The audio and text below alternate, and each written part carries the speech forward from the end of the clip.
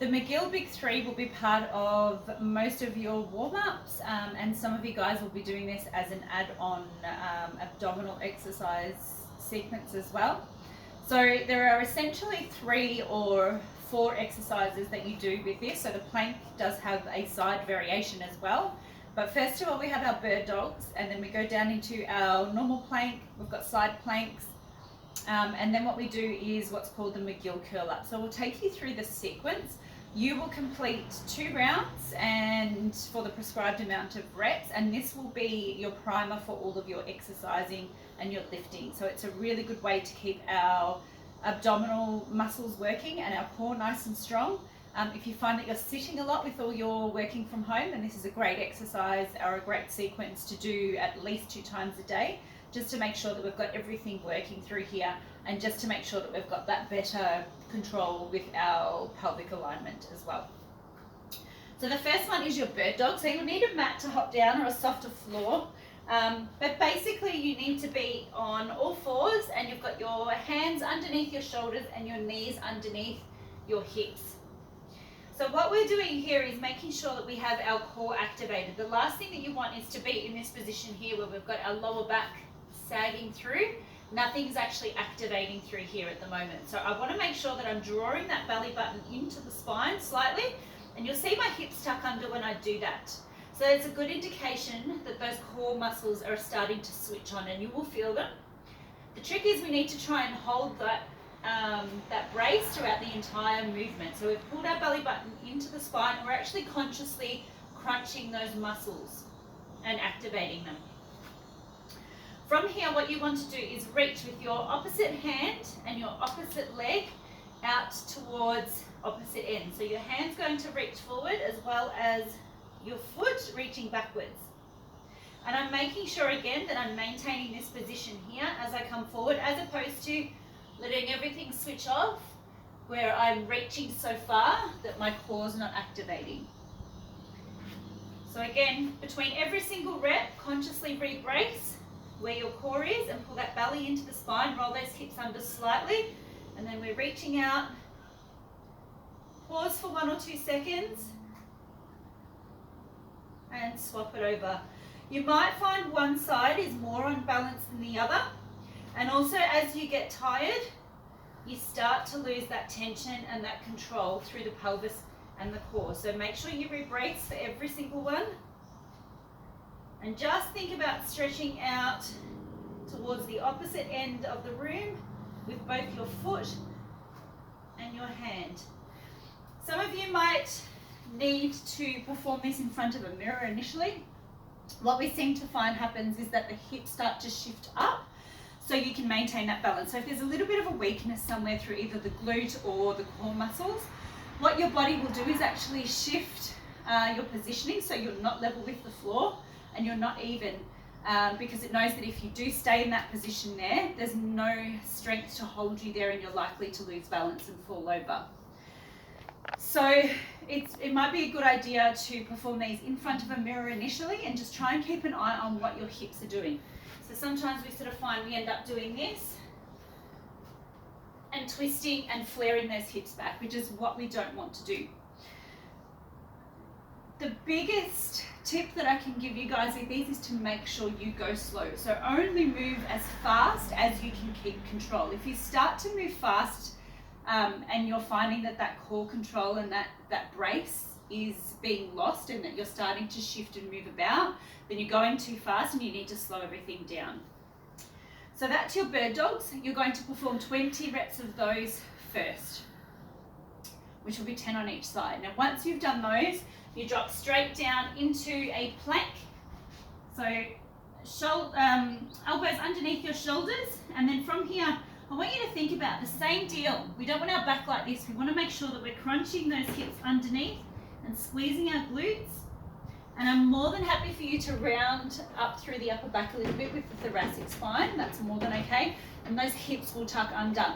If you haven't been planking like this, when you do actually do it and you do consciously think about drawing the belly into the spine and keeping the hips tucked slightly, you will definitely feel those abdominal muscles a lot more than you are used to. So have a little play around with that. Again, it might be something that you need to have a look at yourself in the mirror with when you do them to make sure that you're in the correct position. So you're going to do 30 seconds into the plank here. So that's all you need to hold it, 30 seconds. So this is just an activation exercise. Once you've done your normal plank, you're going to go down into a side plank for 15 seconds. So you'll start with a little bit of a bend in the knees and just try and make sure that your hips and your feet are in line with the shoulders. From there, when you bridge up, your elbow will be underneath your shoulders and you're just going to hold this position here and try and drive those hips up to the ceiling. Try and make sure that the shoulders aren't back or forward. We're in a nice straight line and those hips are driving up to the ceiling. You're staying here for 15 seconds. And then you'll swap it over to the opposite side for 15 seconds. Now, if you struggle doing your side planks on your feet, then you'll start in a very similar position to what you did before setting up. And then you're going to keep your knees down on the floor. Okay, so just make sure that they're staggered back enough that you're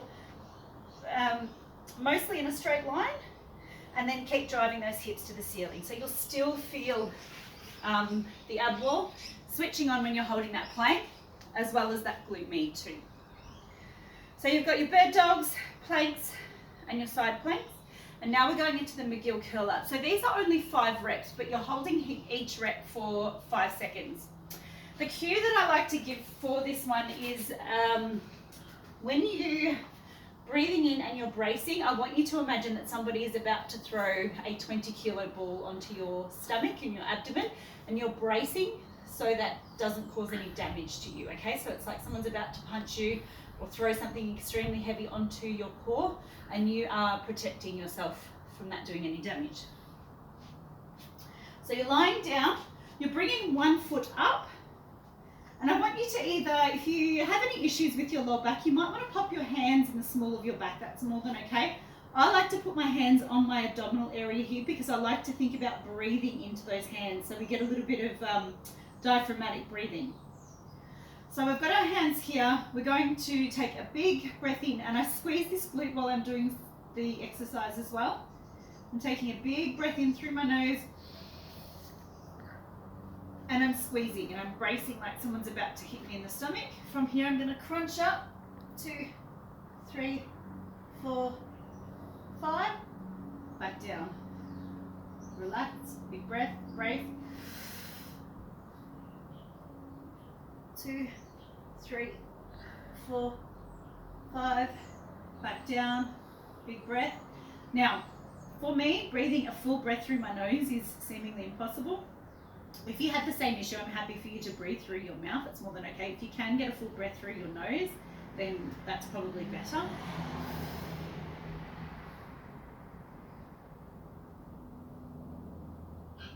Good. All right, so you're only going to crunch up as high as you can use the abdominal muscles to do that. Try not to let your neck do all of the work. You want to make sure that you're crunching up and making sure that those elbows are not down onto the ground, helping you drive up.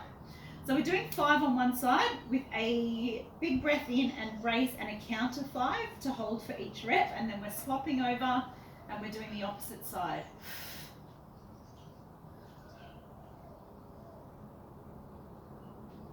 Back down.